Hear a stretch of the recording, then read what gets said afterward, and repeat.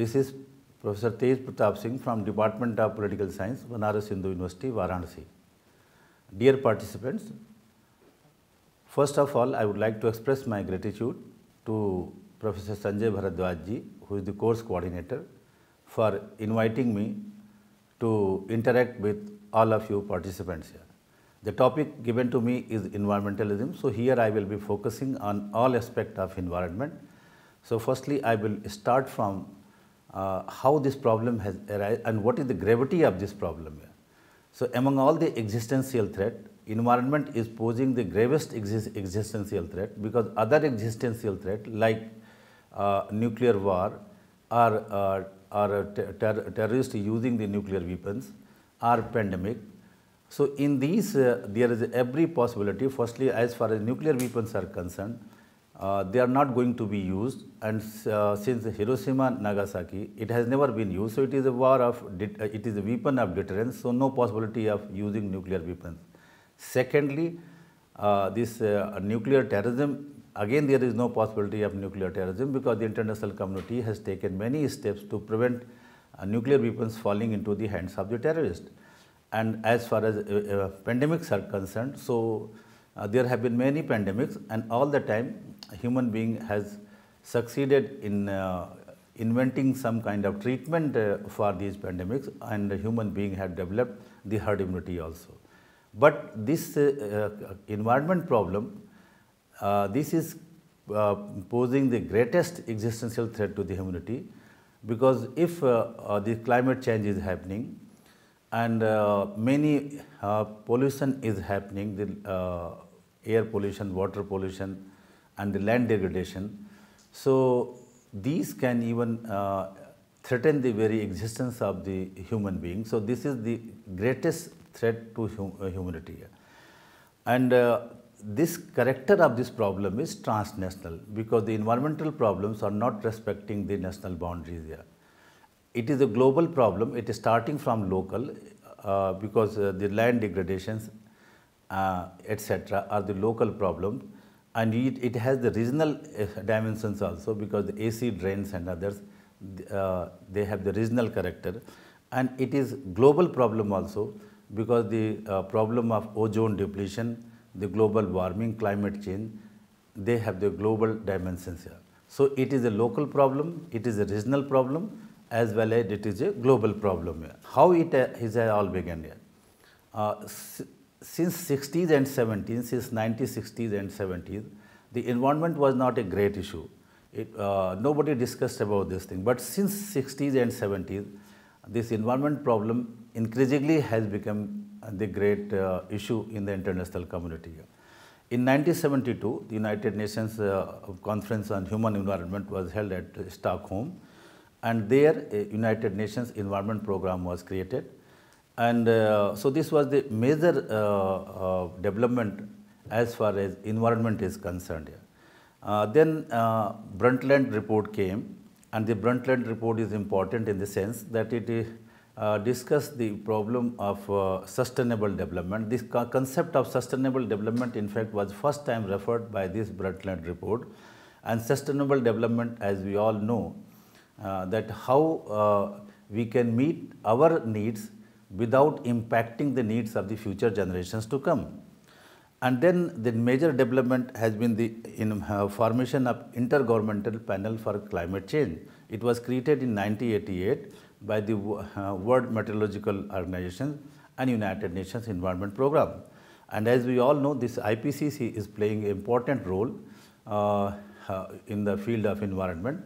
And in 1997, the IPCC was awarded the Nobel Award for Peace also, and our own Rajendra Pachauri received this award on behalf of IPCC. Then another important development has been the United Nations Conference of Environment and Development. It was held in 1992 at Rio. So this conference was the most important in the field of environment. Another important development in the field of environment was the successful conclusion of the Montreal Protocol in 1987. And this protocol is important in the sense that it successfully addressed the problem of chlorofluorocarbon gases, which was depleting the ozone layer. And the second important development has been the Kyoto Protocol. It was signed in 1997, but this Kyoto Protocol was not that much successful as was case with the Montreal Protocol. And the next development has been the Copenhagen Summit in 2009. In 2009, summit is important in the sense that first time all the countries of the world agreed to participate in the effort, global effort to bring down the emission of the greenhouse gases. There are three main problems which are related to the environment. The first problem is the resource problem. So how these renewables sources of energy will replace the non-renewable sources of energy, because the non-renewable sources of energy, that is fossil fuels, they are in fact responsible for large emission and leading to the emission of greenhouse gases and leading to the climate change, etc. So, and then another problem is how to reduce the population, because the world population is increasing rapidly, and this rising population is putting on pressure on the natural resources available for consumption. So there have been three main problems of environment. The first is the resource problem, that how these renewable sources of energy will replace the non-renewable sources of energy, that is the fossil fuel, which is mainly responsible for the greenhouse gas emission. And the second problem related to this is that how to reduce the problem, population growth, because this population growth is putting pressure on the resources available for consumption. So this is the first problem, the resource problem. The second is the waste problem, how to reduce the waste and how to manage the waste. It can be done through recycling and by developing the green technology. So this is the waste problem, is the second problem. And third problem is the ethical problem. In an ethical problem, how the balance between the humankind, the human being, and the nature can be established, because this earth belongs to all the species, including the human being, and the human being has colonized this planet, and so some kind of balance has to be struck between all the species and human being. And then the problem of equity is there, as we have been discussing about the comprehensive but differentiated responsibility, where the developing countries who are not responsible for the pollution, so their responsibility for environment should be lesser, and the developed countries who have been mainly responsible for polluting this environment, so their responsibility is larger. So this issue has to be addressed. And then there is the question of developed and developing countries, because developing countries are not accepting their responsibility. Their argument is that when this happened, at that time nobody knew. So their ancestors did not know that the use of fossil fuel, the industrial revolution, industrialization will lead to environmental problem. So for whatever happened in the past, they can't be held responsible. And secondly, the developing countries themselves are the large emitter of the greenhouse gases. As since 2008, China has overtaken America also in emitting the greenhouse gases. So now the China is the leading emitter of the greenhouse gases, and India also in the top 5 leading nations who are responsible for the global greenhouse gas emission. So the developed countries' argument is that unless and until countries like China and India are not brought into the global effort, any global effort will not succeed. But the developing countries are arguing that since they have not developed properly, and their economic needs, the growth needs require that they must increase the use of their energy, and when they will increase the use of energy, definitely it will lead to the larger amount of emission. So their development needs compels them not to be part of the global effort to reduce the greenhouse gas emissions. So this issue is also there. So these three issues are there: the resource problem, the waste problem, and the ethical problem. So these are the three main important issues of this contemporary debate on environment. So now I will briefly discuss about the major environmental issues. So climate change, as we all know, is the major environmental issue. Climate change, we all know that if the global climate is rising more than 2 degrees from the pre-industrial age, So it will lead to the melting of the glaciers, and if the glaciers are melting, the ice caps are melting, North Pole is melting, and this Antarctica is melting, then it will release large amount of water, and it will lead to the rise in the sea level. And if it is happening, the coastal areas, the small islands will be submerged, and these small islands and the coastal areas are thickly populated, and if they will go underwater, so naturally the population living in these areas, they will migrate to the higher areas, and the higher areas are already populated by people over there. So they will resist their coming to their areas, and the situation of civil war will be created. Migration already is a global problem, and all countries are resisting migration in their countries. It is a major issue in Europe, it is a major issue in America. So right now, no country is allowing the migrants to come to their country. Even in the case of India also, they are not allowing Rohingya to come over here. So if this climate change is happening, sea level is rising, these coastal areas and islands are submerged, then people will migrate from these lower areas because they have to save their lives at any cost, and then it might lead to the situation of civil war. So the entire international community will be worst affected, will be difficult for the international community to address this problem. And then the second problem is the CFC emission, chlorofluorocarbon gas emission. As we all know that the CFC gases were impacting the ozone layer. In fact, the there was a large hole in the ozone layer, and this hole was created by these CFC gases. But international community has been successful in addressing this issue, because the Montreal Protocol, as I said earlier, was signed to deal with this problem of CFC gases. As we all know, the chlorofluorocarbon gases are being used in the refrigerator, in the air conditioner, and many domestic appliances. So substitute has been created, and Montreal Protocol has been successful in addressing this issue, and now it has been discovered that the ozone hole, which was depleted long back, now this ozone hole has been repaired, and so this has been one of the successful example that how this environmental issues can be addressed. So next I will be talking about briefly certain theories and etc. So firstly, this reformism, and this is also called shallow ecology. So ecology, as we all know, it is a network of relationship where all the species, flora and fauna, they are in some kind of delicate relationship with each other, and if one is disturbed, the whole ecological system will be disturbed. And this shallow ecology, the reformism, they subscribe to the enlightened anthropocentrism, and they are also called modernist ecology. So they accept that there is a limit to growth, and this growth has to be sustainable, because the growth has to happen, because without growth the humanity will not survive. But it has to happen while keeping the environmental concern in mind.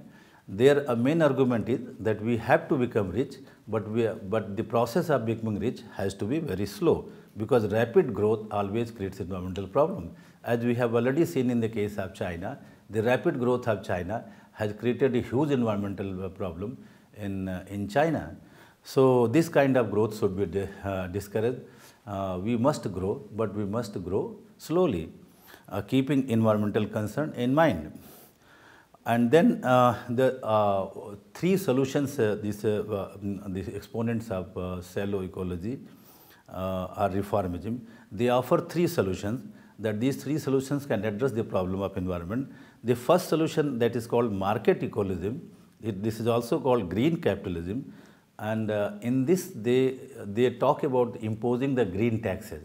These green taxes will be used for cleaning up the environment, and these money collected through green taxes will also be used on the research and development to develop the new green technologies.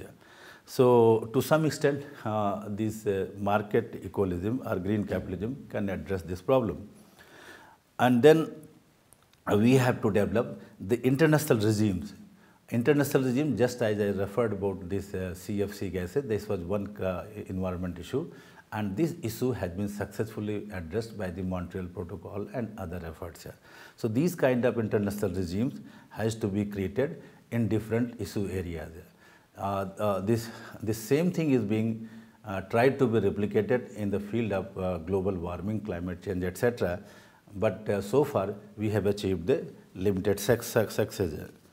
Then there is a radical ecology, and this radical ecology is also called deep ecology. Murray Bookchin, who talks about the social ecology, and he talks about the radical social change. This deep ecology word has been used by Arne Naess, and this Arne Naess rejects all forms of anthropocentrism. They talk about the radical holism.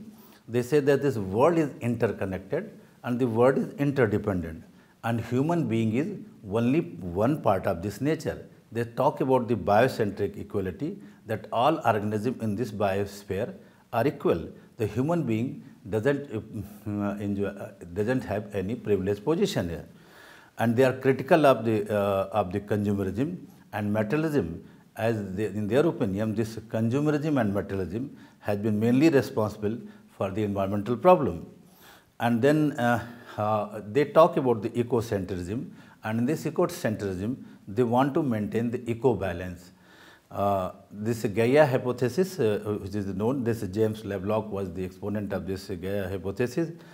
Gaia, as we all know, is a Greek goddess of earth. So they say that the health of the planet matters more than any species inhabiting this planet, including the human being. Means human interest is not more important than the interest of the planet. In this radical ecology, there are certain theoretical theories have been there. So three theories I will talk about: the eco-socialism, eco-anarchism, and eco-feminism. The first is the eco-socialism.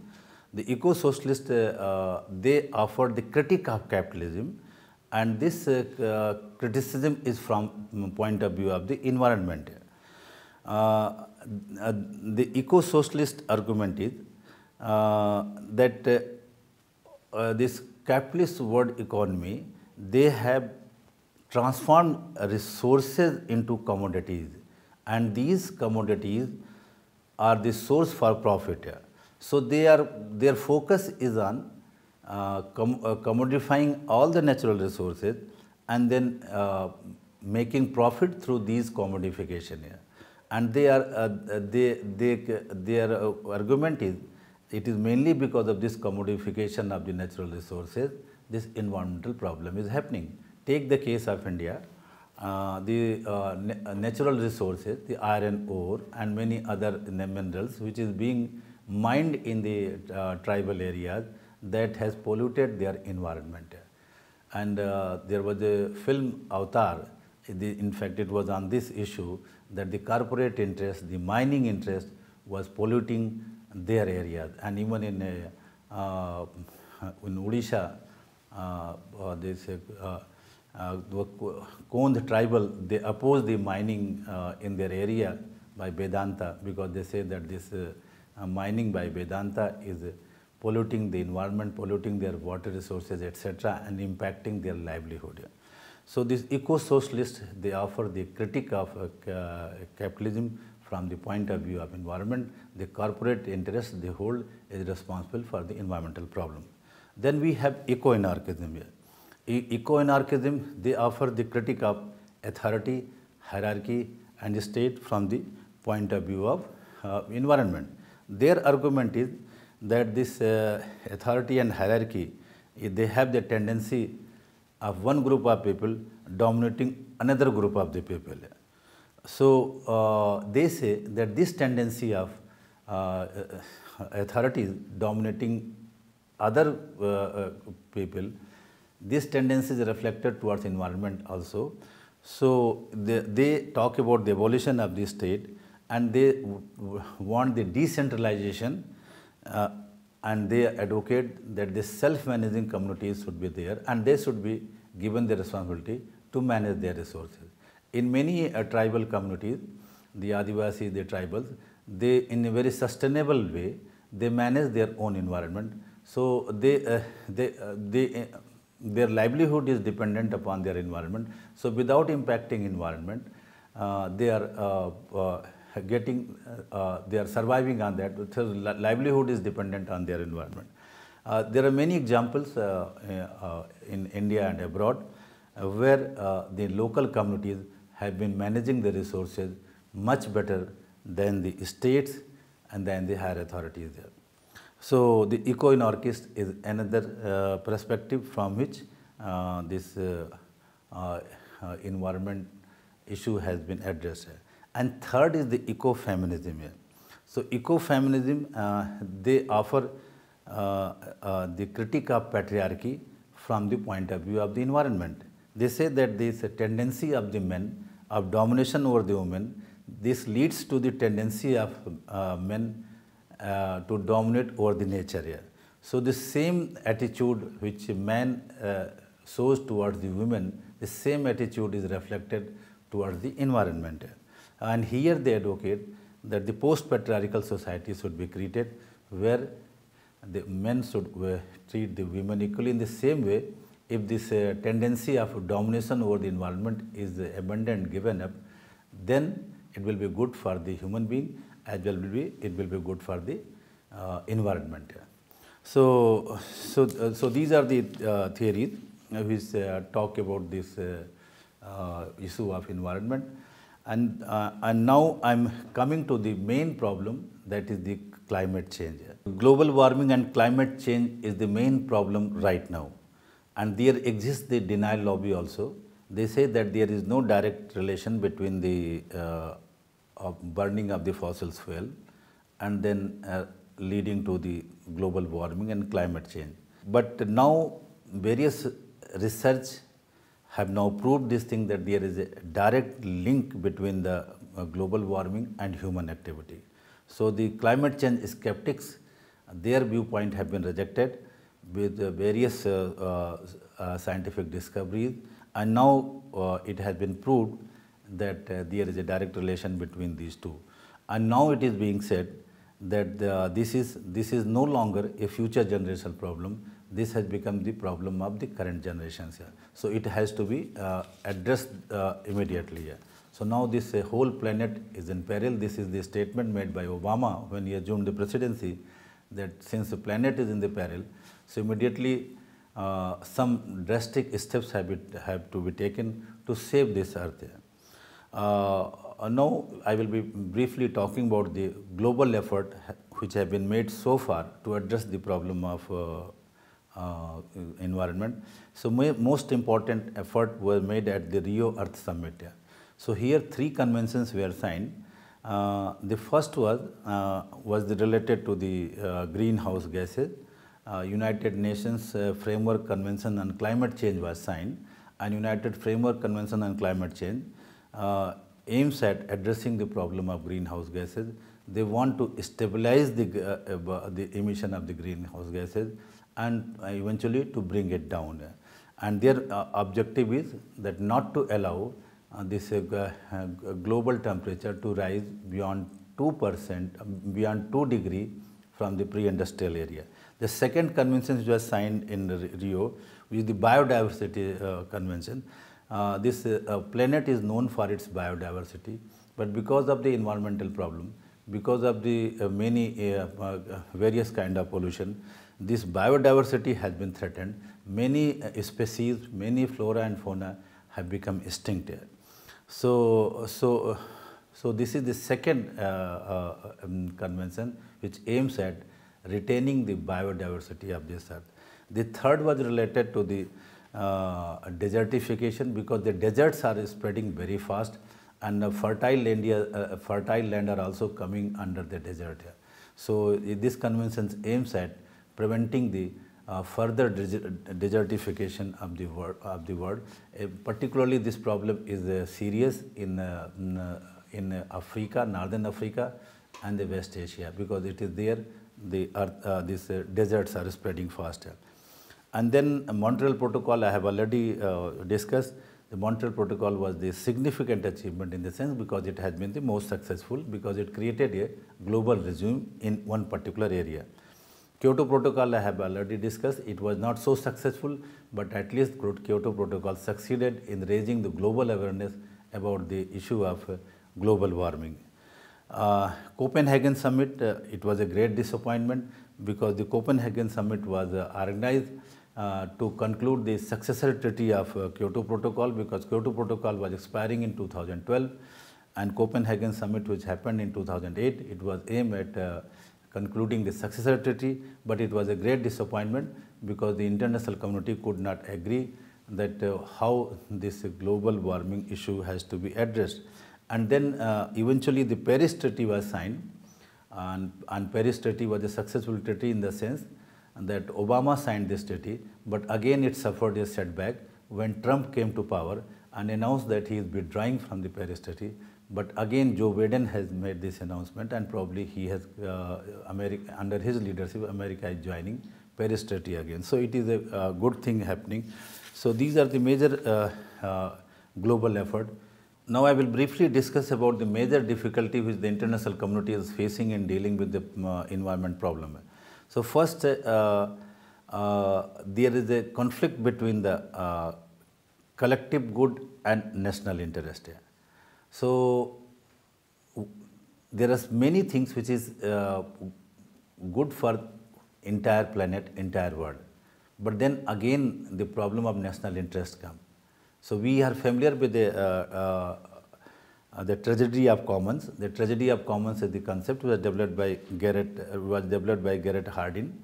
So in this tragedy of commons, when the common good is being excessively exploited here. So nations and people and communities, they indulge in excessive exploitation of the resources.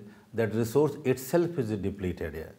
So here the national interest or community interest comes into conflict with the interest of the planet, the interest of the earth here. Take the example of the sea fishing here. Many countries have indulged in sea fishing in such a way, now the various kinds of trawler are being used for sea fishing, that the sea species itself has been depleted from many seas here. So now for the sea fishes should remain in the sea, it is required that this fishing should be in sustainable way. But then again, since it is the community and nations, their interest comes into the picture because these are global commons. So they feel that if they are restraining themselves and others are not restraining, so they will be at a disadvantage. The result is there is a conflict between the national interest, community interest on the one hand, and the collective interest, the collective good, the good of the whole earth and planet on the other. The second, as we have already discussed, the problem is conflict is between developing and developed countries. The developing countries demanding their right to grow, right of economic growth, and developed countries are demanding that the entire international community must participate in the effort for control of this global pollution here. Then the third issue is the issue of finance, mitigation, adaptation, lower level of growth. So for the cleaning of the environment, from where the money will come here, because the developing countries are saying that they lack the resources, and they are demanding that since the developed countries has polluted the environment, so by adopting the principle of polluter must pay, the capital, the finance must be provided by the developed countries here. The economic issues of finance, mitigation, adaptation and lower level of growth are there. So firstly, the issue of finance here. So how this environment will be cleaned, from where the money will come. So developing countries are demanding that the polluting countries must pay because it is they who have polluted the environment, so money should come from them. And they advocate the principle of polluters should pay. And then their problem is the mitigation, bringing down the global the greenhouse gas emissions. And then the adaptation of technologies, that various kinds of production method, etc., should be changed. And then the countries must accept the lower level of growth. They should not go for the higher level of growth, because for achieving the higher level of growth, they are burning more energy and releasing more greenhouse gases, and resulting into the more pollution in the environment. And then there is an issue of equity. That is, the equity relates to the comprehensive but differentiated responsibility.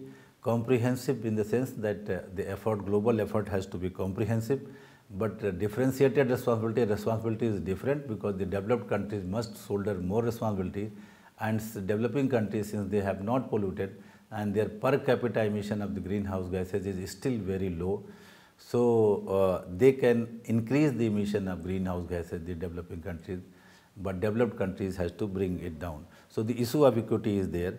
And then there is a question of free riders here, because when environment problems comes into the picture, so many nations and many communities and many people are of this opinion that environmental issues impacts everyone. It is not only they who are affected. So it is the global problem, international problem. So international community will address it. So, and if environment is improving, so they will be benefiting, and if environment is polluted, so everybody will be affected, they will be affected. Yeah. So without paying the cost and without shouldering the responsibility, they want to enjoy all the benefits. So they are called free riders here. So these are the major difficulties which are facing in the field of environment. And finally, I am coming to the conclusion part. So now it is being said that this air pollution, water pollution, and the land degradation, land pollution has reached such a stage that now the whole world is in, the whole planet is in peril. Now we have reached at the tipping point that if this problem is not addressed, if this problem is not arrested, if land degradation is not stopped, it will eventually lead to the fall in agriculture production, and the land will be degraded. So in fact, what has happened to increase the farm yield, excessive use of pesticides and chemical fertilizer has been used. It has led to rise in the yield of the agriculture produce, but it has been at the cost of environment. It has been at the cost of the health of the soil. So the soil has been degraded. In even our country, in Punjab, Haryana, in the this green belt area, it has been found that land has become infertile. So this is one issue. And then water pollution is there, air pollution is there. Air pollution, we are familiar with air pollution in Delhi, where this air pollution in some months becomes a great health issue here. So now we have, the point I am making, now we have reached at a tipping point. The global effort must be made. Not only global effort, it has to be made at all the level, at the local level, at the regional level, at the global level. This effort has to be made, and this planet has to be saved, because there is only one planet, there is no alternative planet. And since this environmental problem is a global problem, so effort has to be global. So this, because effort has to be global and the solution has to be global. And finally, all the states of the international community must rise above their narrow national interest. They must think in the terms of the whole international community, the whole world, and they must rise above their narrow national interest. Only then this problem of environment can be addressed.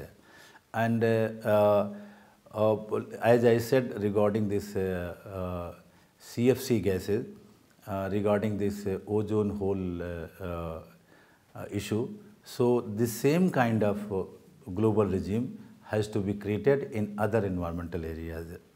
And the urgent need is that in the global warming, the greenhouse gas emission field, the efforts are underway. So sooner this international regime is created, will be better for the world, for the humanity. and then the state-centric theories are not adequate, not appropriate to deal with this problem here. Because in international relations, all the theories, whether it is realism, neo-realism, liberalism, all these theories and other theories also, they are state-centric. So these state-centric traditional theories are not sufficient, are not appropriate to deal with this problem of environment. So now the need of the hour is that new IR approaches, new IR theories has to be developed to deal with this problem of environment, and here efforts are underway that this green theory, the green politics, the green approach is being developed by international relations theories, and this green approach, the green theory can address this problem of this problem of this environment. So there is a main problem of environment is related to the resources. And now in this globalized world, there is a scramble for resources. And this scramble for resources has led to the geopolitical rivalry among all the industrialized countries.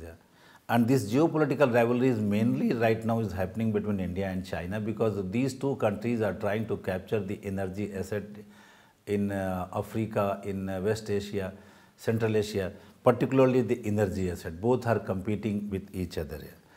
And these resources all the time have not been beneficial for the local community, because there is a concept of resource curse also, because in many places where the resources have been responsible for all kind of problem, it is being said that if oil would not have been in the Middle East, would not have been in the West Asia, probably the West Asia would have been the stable and peaceful region.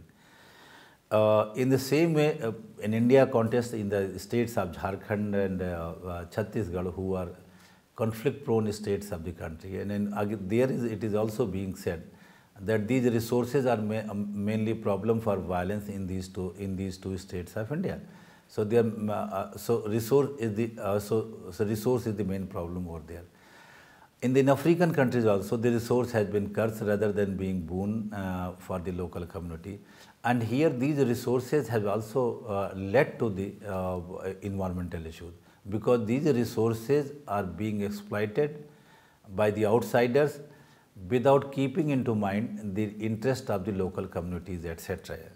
So now if the resources are exploited properly, resources are managed properly, so it will be beneficial to the local communities, as well as it will be beneficial to the environment also. It will protect the environment, save the environment, and at the same time it will also benefit the local communities.